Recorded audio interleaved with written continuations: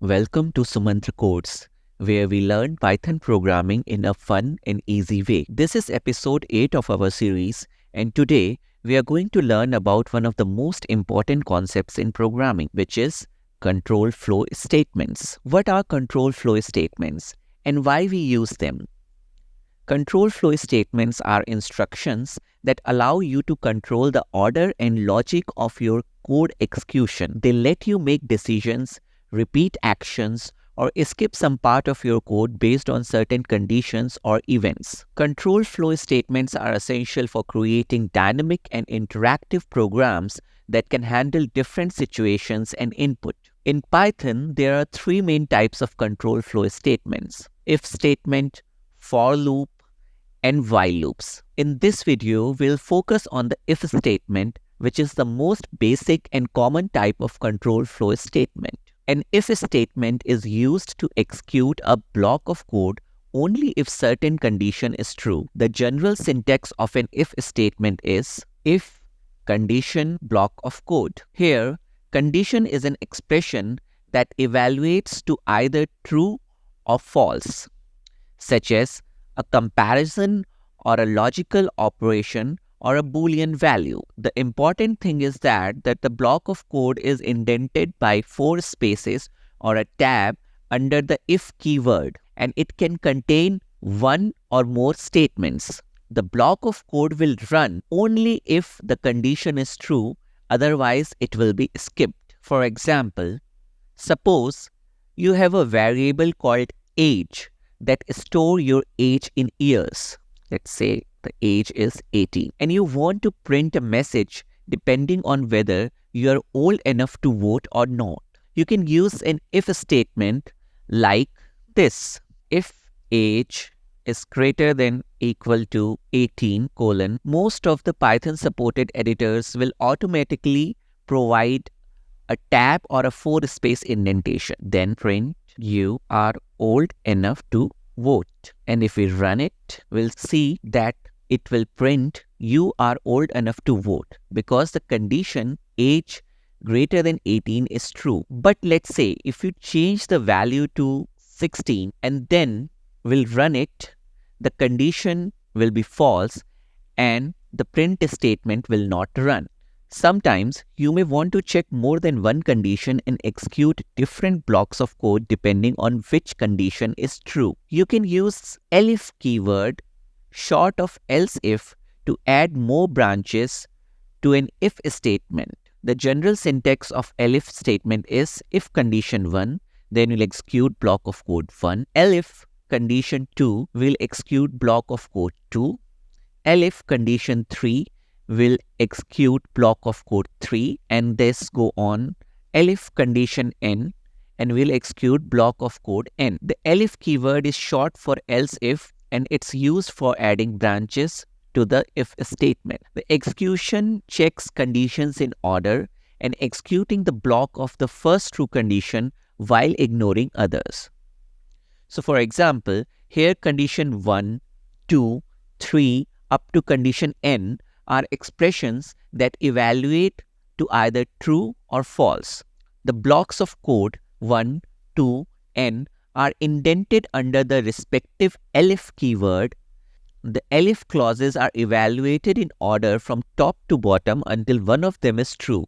Then the corresponding block of code is executed and the rest of the clauses are skipped. If none of the elif clauses are true, then none of the blocks of the code are executed. For example, suppose you have a variable called score that stores your score in a quiz of 100. Let's assign your score to 85 and you want to print a message depending on your grade. So you can use an if elif statement like this: if your score is greater than equal to 90, then you can print you got an A. Now to check another condition, we'll just delete the indent and use elif to check my score is greater than equal to 80, then I can print you got a B. Similarly, removing the indentation, elif my score is greater than 70, print you got a C. Again, elif score is greater than equal to 60. I can print you got a D. Now let's run the program. Spelling mistake. Run again. So this will print you got a B because the first condition of the score greater than 90 is false. But the second condition, score greater than or equal to 80, is true. And the rest of the conditions are not evaluated. So if I change it to 75 and then print, I'll get you got a C, and the condition score greater than 60 is not evaluated. You may have noticed that there is an else keyword at the end of the if-elif statement. This else keyword is optional and it can be used to add a default branch to an if-elif statement. So if my score is say 30 and I print it, it will go to the default branch else because all other elif and if conditions are not met or false. So as I've mentioned earlier, this else keyword is an optional keyword and is not mandatory. The general syntax of if, elif, else statement is like this. If condition 1 will execute the block of code, elif condition 2 will execute the block of code 2, and so on. And finally, else, the default condition, where none of the elif conditions are satisfied, will execute the block of code n plus 1. Here, the else clause does not have any condition associated with it. It will execute only if none of the previous conditions are true. The block code n plus 1 is indented under the else keyword. So as we have seen in this example, the else clause will execute only if a score is less than 50 and print you got an F. Sometimes you may want to check more than one condition for each branch of an if, elif, else statement. You can do this by using nested if statement, which are the statements inside other statements. The general syntax of nested if statement is, if condition 1 is true, then we'll execute if, elif, else statement nested inside condition 1. Elif, if condition 1 is not true and condition 4 is true, then we'll again execute nested if, elif, else statement inside condition 4. And finally, the default else will also contain the nested if, elif, else condition inside the loop. All the nested if conditions, elif condition, else conditions are optional and will depend upon the flow of your application logic. So each branch of the outer if, elif, else statement has its own inner if, elif, else statement. The inner if, elif, else statement are indented under their respective outer classes. The inner conditions are evaluated only if outer conditions are true. The blocks of code 1, 2 to 9 are indented under their respective inner clauses. For example, let's say you have two variables called age and gender that store your age in years and your gender either as male or female. Age, let's say 20, gender male. And you want to print a message depending on this, whether you're eligible for military service or not. So this eligibility for military service will depend upon the country or a specific kind of virtual scenario that we have created and specific to the needs of the military or the fictional military services that we are assuming over here. You can use a nested if statement like following. If my age is greater than 18, if the gender is equal to male in this military services, you are eligible for the military service. Now this if statement is nested inside the if statement satisfying the condition that age is greater than 18. Now elif gender is equal to female, I'll print you are not eligible for military service. Over here else I can write print invalid gender or input. Now if my age is less than 18, so we can just use the else clause in parallel to the first level if clause and I can print you are too young for military service. And now if we run it, it will give the output you are eligible for military service because the condition age greater than equal to 18 is true And the second condition, gender is equal to male, is also true. The rest of the conditions are not evaluated. So if I change it to female and then run it, then the age criteria is met and the gender criteria is not males, then it will go to the gender female and it will print you are not eligible for military service and it will exit the program. If I change some other gender, then it will give output invalid gender. And if my age is less than 18, then I'll get the output you are too young for military services. Sometimes you may want to create an empty or incomplete if elif else statement as a placeholder for future code. You can use the pass keyword to do this. The pass keyword does nothing. It just acts as a dummy statement that allows you to write syntactically valid code without any functionality. This is useful when you want to outline conditional structures without implementing the actual code yet. For example, suppose you want to create an if elif else statement that checks the value of a variable called x, but you don't know what to do with each branch yet. In this case, you can use the pass key like this. If x is greater than 0, then we can write pass. We can write to do, write some code here. Similarly, for elif x is less than 0, we can copy this and write pass. So whenever we want to implement the functionality or behavior of this code based on the value of x, we can come back over here and implement the feature. If x is greater than 0, then we can write some code in place of pass, and less than 0, we can write the code replacing the pass. Else also we can write the pass. So you can see syntactically it is not giving any error because the if elif else statement is complete in self if we have added the pass statement. And in future, if we want to write some functionality or a logic behind this piece of code based on the value of x, we can choose whatever we want to do based on behavior of greater than 0, less than 0 or else by replacing the pass statement. And this will not introduce any output error. You can later replace the pass keywords with an actual code when you know what to do. Now let's do a hands-on exercise that demonstrate the use of if elif else statement in real world scenario.